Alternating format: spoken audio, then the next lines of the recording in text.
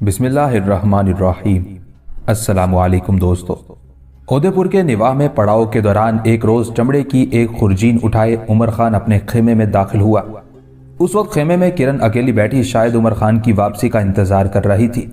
उमर खान जब खेमे के दरवाजे पर आया तो अपनी जगह से उठकर किरण ने उसका इस्तकबाल किया। उमर खान आगे बढ़ा, हल्की सी एक चपत उसने किरण के गाल पर लगाई, फिर कहने लगा, किरण, मैंने इससे पहले भी तुमसे कहा था कि जब भी मैं खेमे में दाखिल हुआ करूं तो अपनी जगह से ना उठा करो। देखो, तुम्हारा मेरा एक अटूट रिश्ता है, इस रिश्ते का कोई एहतराम होना चाहिए। उमर खान यहीं तक कहने पाया था कि उसकी तरफ मुस्कुराकर देखते हुए किरण कहने लगी, अच्छा, मैं आपसे वादा करती हूं कि आइंदा ऐसा नहीं करूंगी। उसके बाद दोनों मियाँ बीवी आमने सामने बैठ गए थे और हाथ में जो खुरजीन उमर खान ने पकड़ी हुई थी वह उसने किरण की गोद में रख दी थी। किरण ने उस खुरजीन का जायजा लिया, फिर उमर खान को मुखातिब करके कहने लगी, ये क्या है? उमर खान मुस्कुराया और कहने लगा, ये माले गनीमत से मेरा हिस्सा मिला है और ये मैंने तुम्हारे सामने ला पेश किया है। उमर खान के उन अल्फाज पर किरण खिलखिलाकर मुस्कुरा दी, कहने लगी, आपको इस तरह ये मेरे सामने लाकर पेश नहीं करना चाहिए। आप तो अच्छा, इससे आगे कुछ ना कहो, पहले सामान का जायजा लो। गौर से उसकी तरफ देखते हुए उमर खान ने कहा था। चुनाचे माले गनीमत में से उमर खान को जो हिस्सा मिला था उसका जायजा किरण लेने लगी थी। उस मौके पर उमर खान कुछ सोचते हुए किरण को मुखातिब करके कहने लगा, किरण, थोड़ी देर तक बहावलदीन और कंपल भी आ जाएंगी। उनकी आमद से पहले पहले मैं एक मामला तुम्हारे साथ तय करना चाहता हूँ। किरण ने जल्दी जल्दी वो सारा सामान खुरजीन में डालकर उसका मुंह बंद कर दिया, फिर कहने लगी, कैसा मामला? उमर खान ने गला साफ किया, होंठों पर जबान फेरी। उसके बाद किरण की तरफ देखते हुए वो कह रहा था, किरण, बात यह है कि बहावलदीन के पास माल की कुछ कमी थी। उसका जिक्र मैंने आज तक तुमसे किया है ना कंपल से।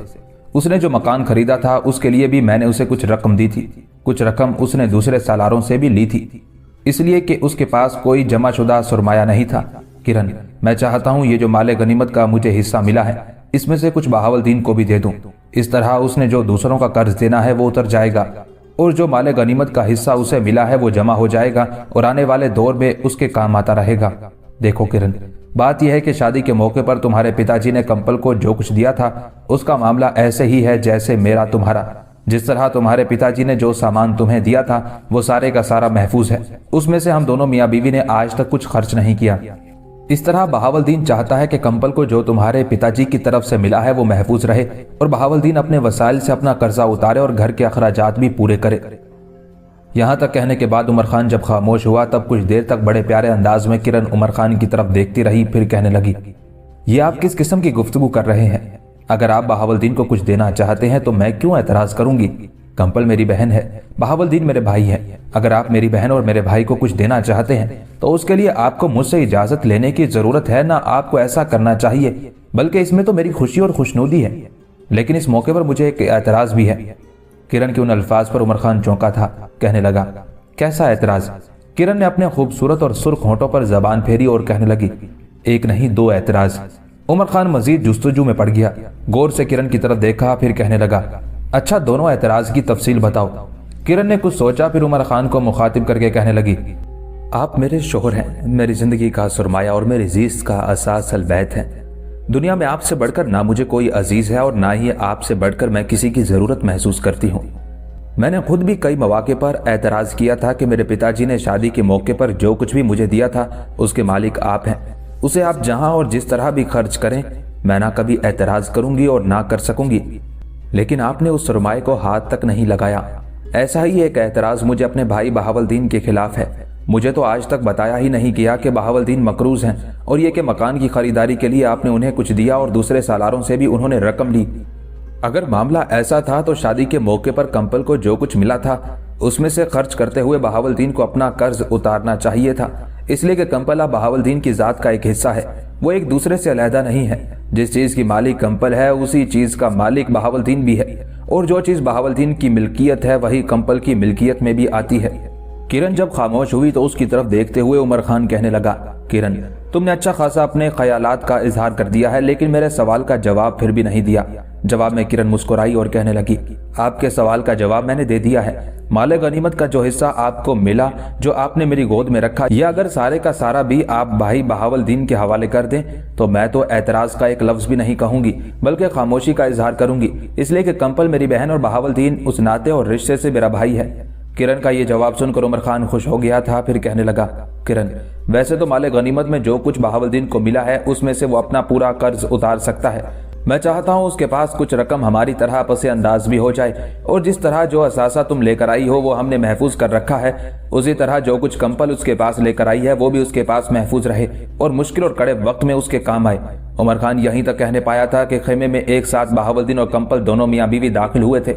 मुस्कुराते हुए आगे आए और किरण और उमर खान के सामने आकर बैठ गए थे।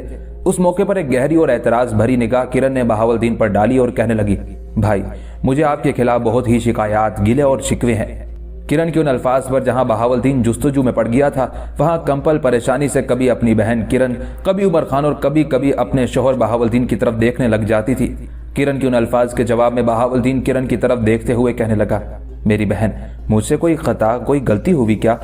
मैंने कंपल के सिलसिले में कोई गलती की है? हालांकि मेरे जहन में ऐसी कोई बात नहीं है। अगर ऐसा कोई मामला है तो मेरी बहन खुलकर कहो। जवाब में किरण ने उनकी आमद से पहले उमर खान के साथ जो गुफ्तगू हुई थी वो तफसील के साथ कह डाली थी। ये सारी तफसील जानने के बाद कंपल घूरने के अंदाज में बहावुद्दीन की तरफ देखने लगी थी।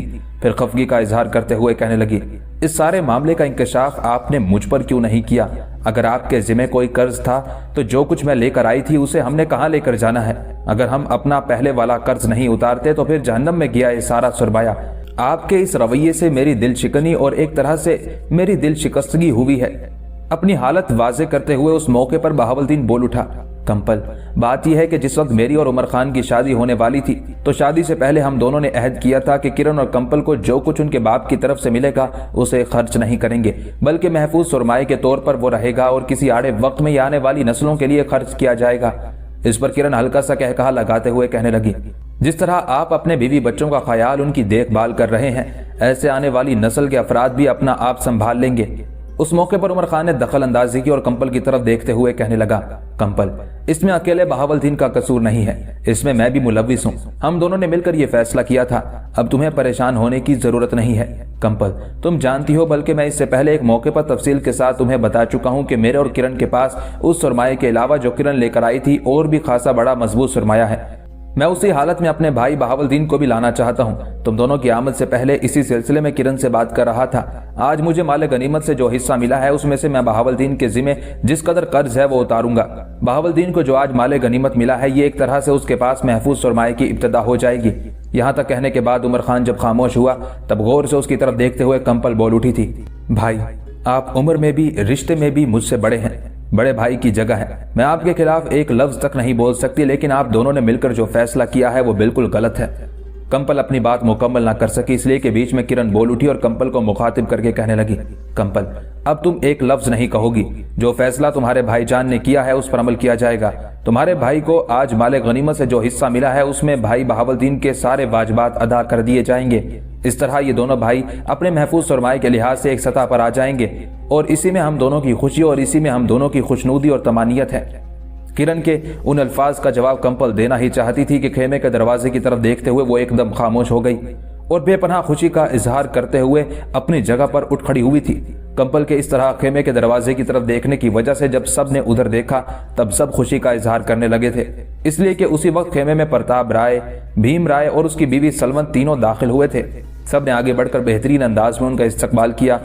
उन्हें लेकर खेमे के अंदर आए। जब सब बैठ गए तब उमर खान ने प्रताप राय की तरफ देखते हुए पूछ लिया, आप तीनों का इस तरह यहाँ लश्कर और पड़ाव में आना किसी वजह और इल्लत के बगैर नहीं है क्या कोई?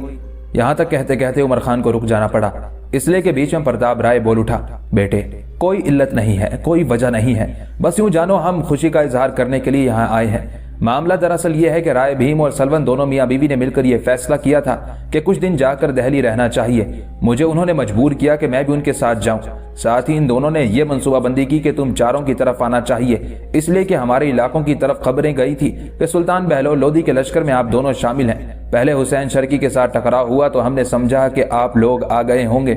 फिर खबरें आई कि सुल्तान अपना लश्कर लेकर उदयपुर की तरफ गए हैं। रास्ते में हमें खबर भी मिल गई कि उदयपुर के राना को सुल्तान ने शिकस्त दी है और उसने खिराज देना और इताअत करना कबूल कर लिया है। दरअसल मेरे बच्चों, राय, भीम और सलवंत की यह खुशी थी कि पहले आप चारों की तरफ आए और फिर आप चारों के साथ दिल्ली का रुख किया जाए। अब तुम ये बताओ कि तुम्हारा लश्कर कितने दिन मजीद यहाँ कयाम करेगा? इस पर उमर खान प्रताप राय की तरफ देखते हुए कहने लगा, लश्कर ज्यादा से ज्यादा 2 दिन यहाँ कयाम करेगा। मैं समझता हूँ आप तीनों बड़े वक्त पर आए हैं।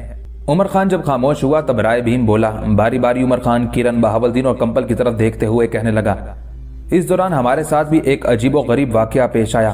رائے بھیم کے اس انکشاف پر کرن اور کمپل دونوں بہنیں چونکی تھی۔ پھر کرن نے رائے بھیم کو مخاطب کیا، بھائی کیسا واقعہ؟ اس پر رائے بھیم مسکراتے ہوئے کہنے لگا، جب میری اور سلونت کی شادی ہو گئی، ہم دونوں میاں بیوی پتا جی کے ساتھ اپنی جاگیر کی طرف چلے گئے، تب اس موقع پر رائے بھیم کچھ کہتے کہتے رک گیا اور اپنی بیوی سلونت کی طرف دیکھنے لگا۔ سلونت اس موقع پر مسکرا رہی تھی۔ ان دونوں کے ان تاثرات نے کرن اور کمپل کو مزید جستجو میں مبتلا کر دیا تھا، لہٰذا اس بار کمپل اپنی آواز میں ذرا زور پیدا کرتے ہوئے کہنے لگی، بھائی آپ رک کیوں گئے؟ کہیں کیا معاملہ ہوا؟ کمپل کے ان الفاظ کے جواب میں رائے بھیم پھر بول اٹھا، میری عزیز بہنوں، جب میری اور سلونت کی شادی ہو گئی اور ہم دونوں دہلی سے اپنی جاگیر کی طرف چلے گئے، تب کچھ دنوں بعد سلونت کے پتا جی کی طرف سے کچھ قاصد آئے۔ انہوں نے سلونت کے پتا جی کا یہ پیغام بھجوایا کہ ان کی اجازت کے بغیر سلونت کی شادی مجھ سے کیسے کر دی گئی۔ ان کا یہ بھی کہنا تھا کہ اس صورتحال سے پہلے سلونت کو ان کے پاس چلے جانا چاہیے تھا، پھر وہ جو چاہے فیصلہ کرتے۔ پھر آپ نے انہیں کیا جواب دیا؟ اس بار غور سے رائے بھیم کی طرف دیکھتے ہوئے کرن کہنے لگی، کرن میری بہن، اس موقع پر میں بالکل نہیں بولا۔ وہ پیغام جو سلونت کے پتا جی کی طرف سے آیا تھا وہ سلونت کی موجودگی میں ہم تک پہنچایا گیا تھا، لہٰذا اس کا جواب بھی سلونت نہیں دیا، اور کیا خوب جواب دیا۔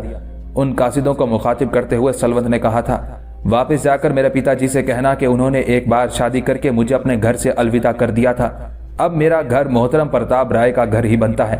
اگر میرے پہلے شوہر ایک حادثے میں قتل ہو گئے تھے تو کم از کم یہاں پرتاپ رائے کی صورت میں میرے باپ تو زندہ تھے۔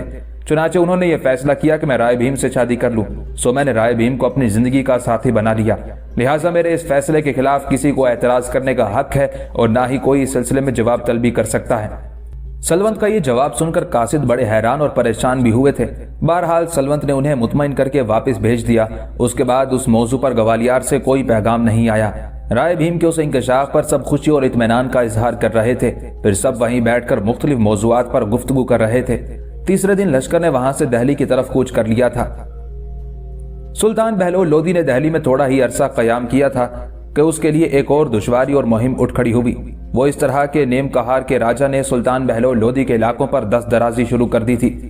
چنانچہ پہلے سلطان بہلول لودھی نے نیم کہار کے راجا کو تنبیہ کی کہ وہ اپنی ترک و تاز، شکست اور ریخت اور پیش قدمی سے باز رہے، لیکن جب نیم کہار کا راجا اپنے ارادوں پر ڈٹا رہا اور دست درازی کرتا رہا، تب سلطان بہلول لودھی بھی ایک لشکر لے کر نکلا تاکہ نیم کہار کے راجا سے ٹکرائے اور اسے اپنے سامنے زیر کرے۔ جن دنوں سلطان بہلول لودھی اپنے لشکر کے ساتھ نیم کہار پر حملہ ور ہوا تھا، ان دنوں اس حملے کی وجہ سے نیم کہار کے اندر ایک عجیب و غریب واقعہ پیش آیا۔ اس واقعے کو مورخین نے بڑی تفصیل کے ساتھ لکھا ہے۔ مورخین لکھتے ہیں، جب سلطان کے لشکر نے نیم کہار کے علاقے میں حملہ کر کے اسے طاقت و تاراج کرنا شروع کیا تو وہاں پر ایک بقال سپاہ گری کے ذریعے اپنی گزر اوقات کرتا تھا۔ اس کی ایک آفتاب رو اور انتہائی پرکشش اور خوبصورت بیوی تھی، جس کے حسن کی تعریف کرتے ہوئے مورخین لکھتے ہیں کہ اس کے رنگ و رخسار سے لالے کا جگر داغ داغ ہوتا اور اس کی زلف عنبری سے سنبل پیچ و تاب کھاتی تھی۔ اس بقال کو اپنی خوبصورت بیوی سے کمال وابستگی تھی۔ انہی ہنگاموں کے دوران شومی قسمت سے وہ عورت گرفتار ہو گئی۔ جن دنوں وہ عورت کہیں کھو گئی، ان دنوں اس کا شوہر یعنی بقال کسی مہم میں مصروف تھا۔ جب وہ واپس آیا تو بیوی کے غائب ہونے کا پتہ چلا۔ چنانچہ مورخین لکھتے ہیں کہ آتش فراق کے باعث اس کے دل سے دھواں اٹھنے لگا۔ مورخین مزید لکھتے ہیں کہ ہر چند کہ وہ بقال اپنے سکون کے لیے اس کی جستجو میں چاروں طرف بہت دوڑا، بہت بھاگا، مگر اس کا پتہ نہ چلا، تو اس نے عام لباس جو وہ پہنتا تھا ترک کر دیا اور خرقہ پہن لیا اور اپنی گم شدہ بیوی کا سراغ لگانے کے لیے چل پڑا، اسے تلاش کرنے لگا۔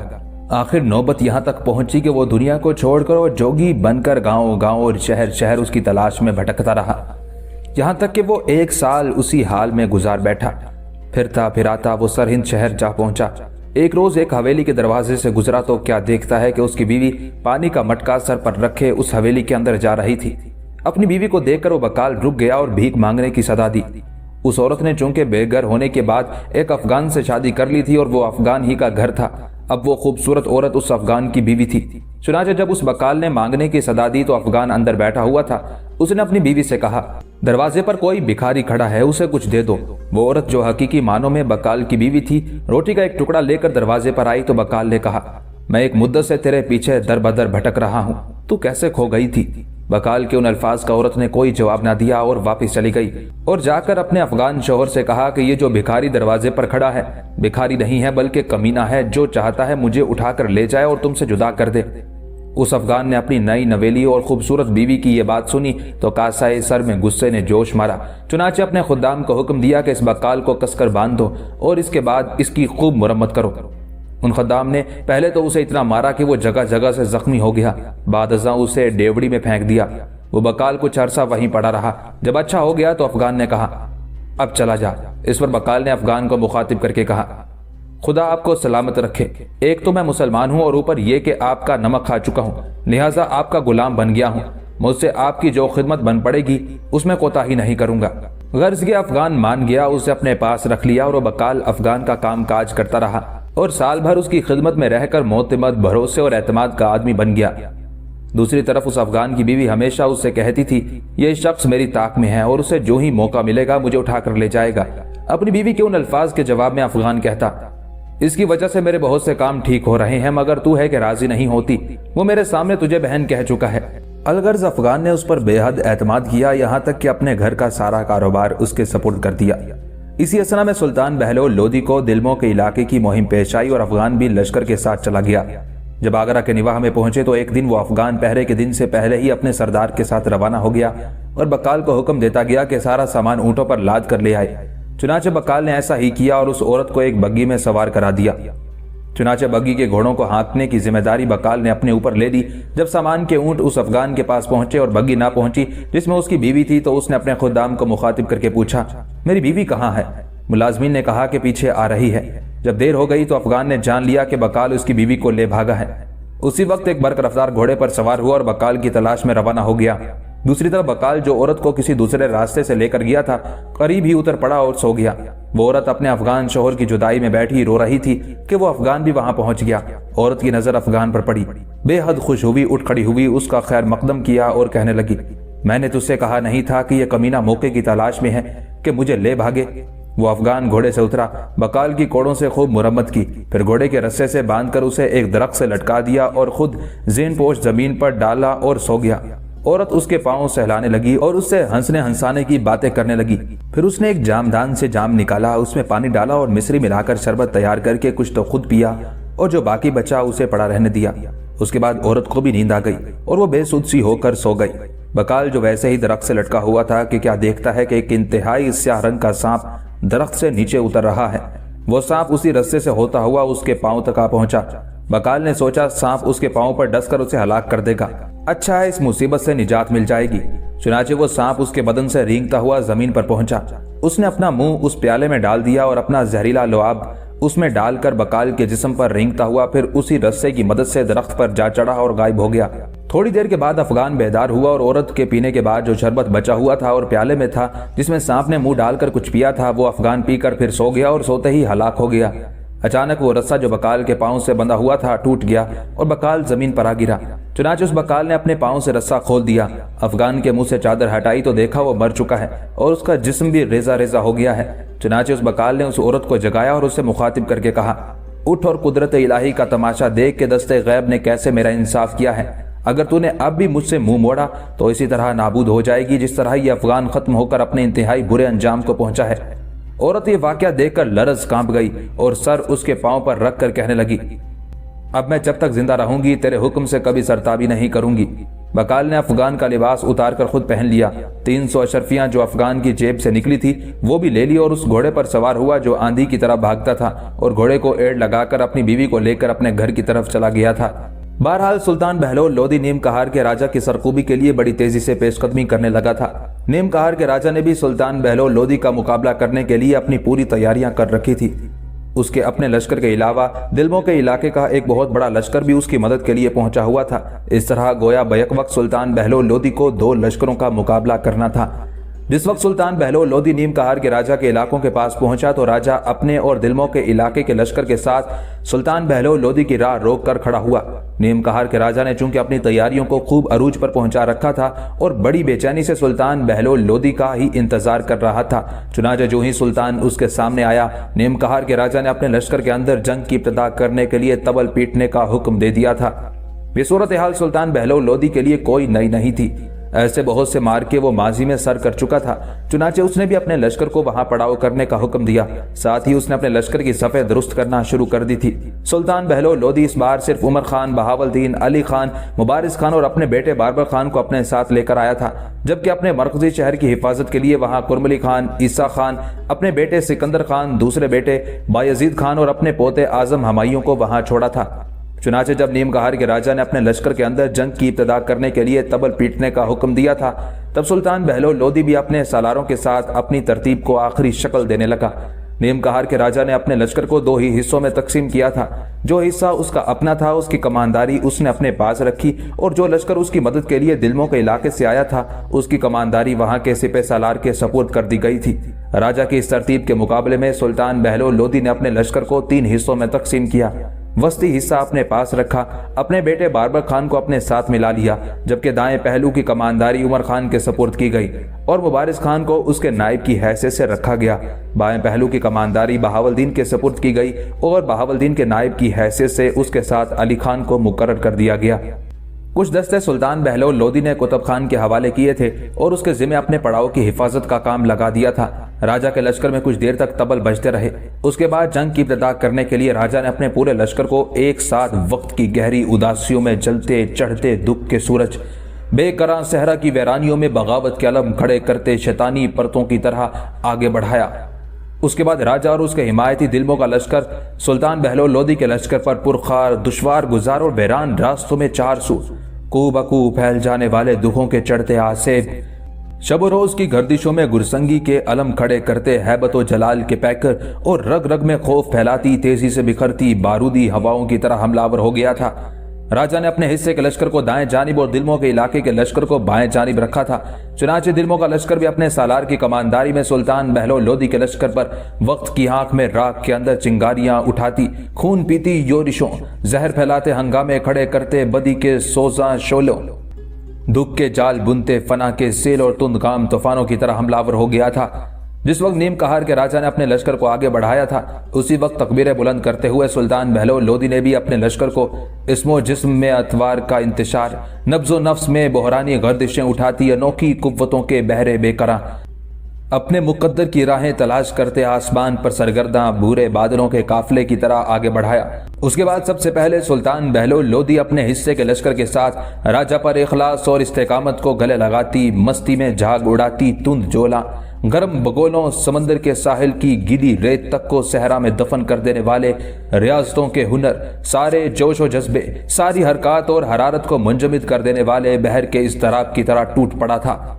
سلطان بہلول لودھی کے فوراً بعد عمر خان نے دائیں طرف سے اپنے کام کی ابتدا کی، اور وہ بھی غرور و تکبر اور تعصب اور گھمنڈ کو دھواں بنا کر اڑا دینے والی بربادی کی پرچھائیوں، آہوں کی طوفان خیزیاں، بے بسی کی المناک چیخیں کھڑی کرتے نقش گر کے ہنر تک کو موت کی تاریکیوں میں ڈبوتے خدشات کے گرداب اور دشمن کے لشکر کے اندر پیاسے سرابوں کی سی تشنگی پیدا کرتی جرأت مندی کی آبائی روایات کی طرح حملہ ور ہو گیا تھا۔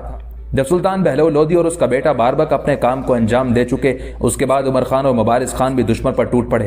تب لشکر کے بائیں حصے کے ساتھ بہاولدین اور علی خان وقت کے دھندلکوں میں ذلت کی آگوش، بدبختی کے غاروں کو گھولتے سلگتے صحرا کی بنجر تپتی ریت، شام کی بے نوائیوں میں زیست کی بدبختی میں اضافہ کرتی سرکش ہواؤں کی مار، اور وقت کے زندان میں ہر شے کو لہو لہو کرتی جبر و اذیت کی ڈستی صداؤں کی طرح حملہ ور ہو گیا تھا۔ یوں نیم کہار کے راجا کی سرحدوں پر دونوں لشکروں کے ٹکرانے سے بڑے بڑے زیرک اور فرزانہ تباہی کے غاروں میں کھونے لگے تھے۔ نگاہیں زندگی کے اسرار سے محروم ہونے لگی تھی۔ دھیمے دھیمے سلگتی دھوپ میں پتریلے راستوں کی مسافتوں پر بڑے بڑے تیغ زنوں کی ناموس اور انانیت انجام کو پہنچنے لگی تھی۔ رات بھرے قیامت خیز جبر، لامحدود پیاسے صحرا سی فتنہ گری میدان جنگ کے اندر رقص کرنے لگی تھی۔ وقت کے لال و مرجان لمحے لہو لہان سنگریزوں میں تبدیل ہونے لگے تھے۔ قضا کی انہونی صدائیں 4 سو رقص کرنے لگی تھی۔ راجا نے اپنی طرف سے پوری کوشش کی کہ سلطان بہلول لودھی کو مار بھگائے، لیکن آہستہ آہستہ اس پر سلطان کی طرف سے جبر اور دباؤ بڑھتا چلا گیا تھا۔ نیم کہار کے راجا نے سلطان بہلول لودھی کو پہلے حسین شر کی، اس کے بعد ادے پور کے رانا کے ساتھ مصروف دیکھ کر سلطان کے علاقوں پر دست اندازی شروع کی تھی۔ اس کی عسکری طاقت میں چونکہ بہت اضافہ ہو چکا تھا، چنانچہ وہ کہیں نہ کہیں اپنی عسکری قوت کو استعمال کرنا چاہتا تھا۔ اس طاقت کو استعمال کرنے کے لیے اسے اپنے سامنے ہدف کی صورت میں سلطان بہلول لودھی ہی دکھائی دیا تھا۔ कुछ देर तक होलनाक कर्ब खेज टकराव होता रहा। आखिरकार राजा ने अंदाजा लगाया कि उसके लश्कर की अगली सफ़े मुकम्मल तौर पर तबाह हो गई थी। सुल्तान बहलोल लोदी के लश्कर में बड़ी तेजी से तब्दीली रूनुमा होना शुरू हो गई थी, इसलिए कि सामने की तरफ से सुल्तान और उसका बेटा बारबक खान जोरदार ज़रबे लगा रहे थे, जबकि दाएं जानिब से उमर खान और मुबारिज खान और बाएं जानिब से बहावलदीन और अली खान ने आहिस्ता आहिस्ता नीम कहर के राजा के अनगिनत लश्करियों को मौत के घाट उतारते हुए और आगे बढ़ते हुए राजा के लश्कर के पहलुओं पर भी हावी होना शुरू कर दिया था। उसके बाद बागी राजा और दिलमों के इलाकों के सिपह सालार ने देखा कि उनके मुतहिदा लश्कर की हालत नाबूद होती सदाओं, सोचों की खूनी लकीरों, तिश्ना जराहतों, गुरसना जज्बों की उड़ती झाग, शाम से लिपट कर रोती बर्बादियों, बोझ तले दबी गर्दनों, हथकड़ियां पड़ी कलाइयों, टूटे ख्वाबों की किरचियों और खुश्क पत्तों की उदास आवाजों की सी होना शुरू हो गई थी। कुछ देर तक की मजीद जंग के बाद नीम कहर का राजा और दिलमों से आने वाला उसका हमायती लश्कर भाग खड़े हुए। सुल्तान बहलोल लोदी ने चंद दस्तों के साथ कुतुब खान को पीछे छोड़ा और उसे हुक्म दिया कि वो राजा और दिलमों के लश्कर के पड़ाव की हर चीज पर कब्जा कर ले, जबकि बाकी लश्कर के साथ सुल्तान बहलोल लोदी, उमर खान, मुबारिज खान, बहावलदीन और अली खान ने पूरी शिद्दत के साथ दिलमों और राजा के लश्कर का ताक़ुब करना शुरू कर दिया था। ये ताक़ुब चंद मील तक जारी रहा। इस ताक़ुब के दौरान सुल्तान ने दिलमों और राजा के लश्कर की तादाद काफी हद तक कम कर दी थी। उसके बाद सुल्तान उस जगह लौट आया जहां जंग हुई थी। वहां उसने अपने खेमे नस्ब करने का हुक्म दिया। सबसे पहले सुल्तान ने जंग में काम आने वालों की तदफीन का फरीजा अदा किया। उसके बाद बड़ी तेजी से जख्मियों की देखभाल शुरू कर दी गई थी। जिस रोज नीम कहर के राजा के साथ सुल्तान बहलोल लोदी का टकराव हुआ था, उसके दूसरे रोज सुल्तान ने अपने सारे सालारों को अपने खेमे में तलब किया। जब सब सालार, जिनमें से नुमाया उमर खान, बहावलदीन, मुबारिज खान, अली खान, कुतुब खान और बारबक शामिल थे, वो सुल्तान के खेमे में आन जमा हुए। तब सुल्तान ने कुछ देर तक बड़े गौर से उनका जायजा लिया। फिर सुल्तान उन्हें मुखातिब करके कहने लगा, मेरे साथियों, मैं तुम लोगों से एक इंतहाई अहम मौजू पर मशवरा करना चाहता हूँ। सबसे पहले तो मैं खुदाबंदे कदूस और उसके बाद आप लोगों का शुक्रगुजार हूँ कि आप लोगों ने पूरी जानदारी, वफादारी और तुंदही से इस जंग में हिस्सा लिया और नीम कहर के राजा को बदतरीन शिकस्त दी। राजा ये ख्याल किए हुए था कि उसने एक बहुत बड़ा लश्कर तैयार कर लिया है, लिहाजा उस लश्कर की मदद से वो दहली के तख्त और ताज पर कब्जा कर सकता है। लेकिन खुदाए मेहरबान का शुक्रिया कि उसने उस राजा के खिलाफ भी हमें शानदार कामयाबी अता की। अब मैं असल मौजू की तरफ आता हूँ, जिसके लिए तुम लोगों को मैंने अपने खेमे में तलब किया है। मैं चाहता हूँ लश्कर का एक हिस्सा एहतियातन चंद माह इस इलाके में रहे। अब मैं तुमसे पूछता हूँ कि जो लश्कर रखा जाए उसकी कमानदारी किसके सपुर्द की जाए। वो सिर्फ सालार ही नहीं होना चाहिए, बल्कि ऐसा मुंतजिम भी हो जो इन इलाकों का इंतजाम करने के साथ साथ इनकी हिफाजत और तहफ़्फ़ुज़ का भी फरीजा बेहतरीन अंदाज में अंजाम दे। यह भी याद रखना कि वो शख्स जो यहाँ मुंतजिम और सालार की हैसियत से रहेगा, वो तुम सब सालारों में से कोई नहीं होगा, इसलिए कि मैं हम वक्त तुम सब की जरूरत महसूस करता हूँ। अब बोलो, तुम लोगों के जहन में कौन है जिसे इन इलाकों के इंतजाम और हिफाजत पर मुकर्रर किया जाए। सुल्तान बहलोल लोदी जब खामोश हुआ तब कुछ देर सारे सालार सोचते रहे। उसके बाद सबसे पहले कुतुब खान बोला और सुल्तान को मुखातिब करके कहने लगा, सुल्तान मोहतरम, आपने सारे सालारों को आपस में मशवरा करने के लिए कहा, लिहाजा हर कोई अपनी तरफ से मुनासिब शख्स का नाम पेश करे। मैं अपनी तरफ से अहमद खान का नाम पेश करता हूँ। मेरे ख्याल में इन इलाकों की वो खूब देखभाल करेगा और वो एक अच्छा मुंतजिम भी है। वो हज पर गया हुआ था, अब वो लौट भी आया है। मेरे ख्याल में अगर उसे इन इलाकों का नासिब मुकर्रर कर दिया जाए तो आने वाले दौर में नीम कहर के राजा को कभी जुर्रत नहीं होगी कि वो इस तरफ से हमारे इलाकों को हदफ बनाने की कोशिश करे। जब तक कुतुब खान बोलता रहा, सुल्तान बहलोल लोदी बड़े गौर से उसकी तरफ देखता रहा।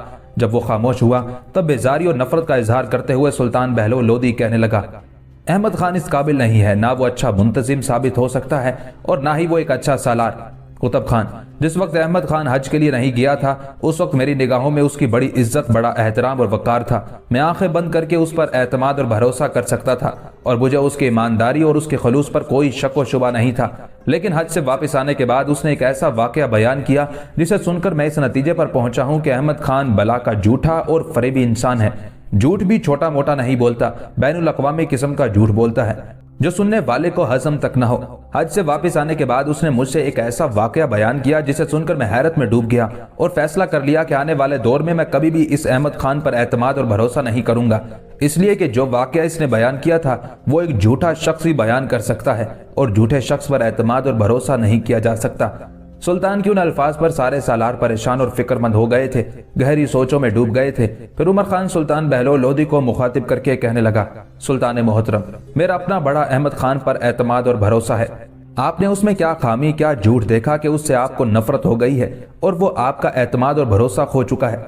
इस पर सुल्तान के चेहरे पर तल्ख मुस्कुराहट नमूदार हुई। कहने लगा, हज से वापस आने के बाद उसने मेरे सामने एक ऐसा वाकया बयान किया जिसने मेरी निगाहों में उसकी इज्जत घटा कर रख दी।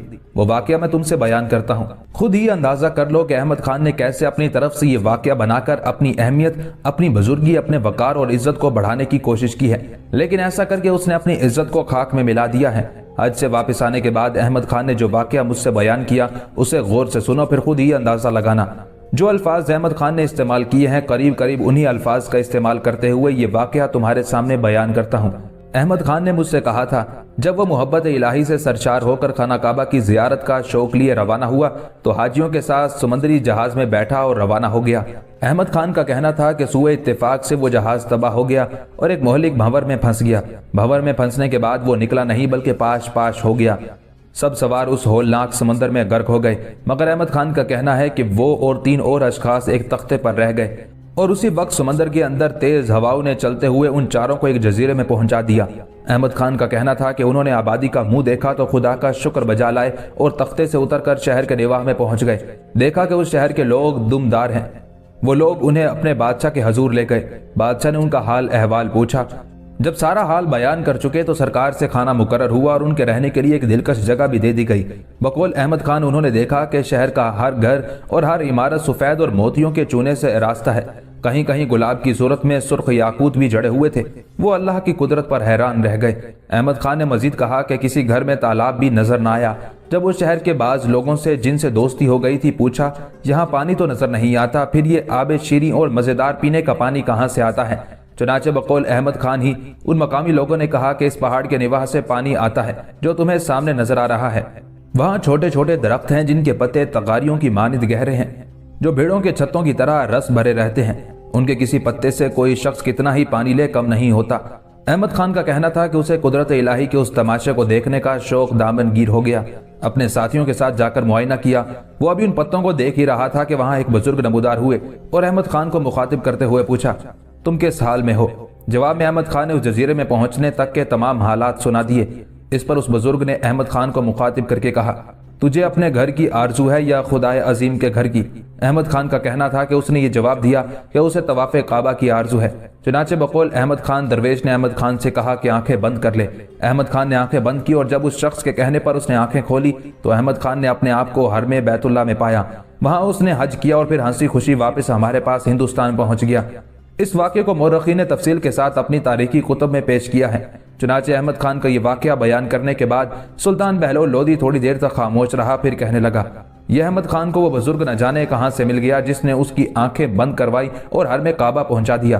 क्या हम ही ऐसे बदकिस्मत पैदा हुए हैं जो हमें कोई बुजुर्ग नहीं मिलता जो हमारी आंखें बंद कराए, और जिस कदर हमारे दुश्मन हैं जो हमसे टकराते रहते हैं, हम पर हमलावर होते हैं, चश्मे जदन में उन पर हमें गालिब कर दे।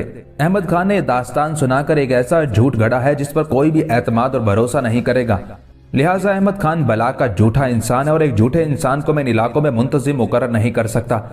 यहां तक कहने के बाद सुल्तान बहलोल लोदी फिर रुका। इस बार कुतुब खान की तरफ देखते हुए कहने लगा, कुतुब खान, मैं तुम्हें ही चंद माह के लिए यहाँ निगरान मुकर्रर करता हूँ। लश्कर का एक हिस्सा भी तुम्हारी तहवील में दिया जाता है। ऐसा करने से मेरा मकसद यह है कि नीम कहार के राजा पर हमारा खौफ, हमारा दबदबा तारी रहेगा। उसे जब उसके मुखबिर ये बताएंगे कि सुल्तान बहलोल लोदी का एक लश्कर उस पर निगाह रखने के लिए यहाँ मुकर्रर है तो वो हमारे खिलाफ सरहदों पर साजिशों के जाल फैलाने की कोशिश नहीं करेगा। सुल्तान बहलोल लोदी की उस तजवीज से कुतुब खान ही नहीं बाकी सारे सालारों ने भी इत्तेफाक किया था। 2 दिन मजीद लश्कर ने वहां कायम किया। उसके बाद सुल्तान अपने लश्कर के साथ वापस दिल्ली की तरफ कूच कर गया था, जबकि सुल्तान बहलोल लोदी की तरफ कुतुब खान लश्कर के एक हिस्से के साथ वहां निगरान और मुंतजिम मुकर्रर कर दिया गया था।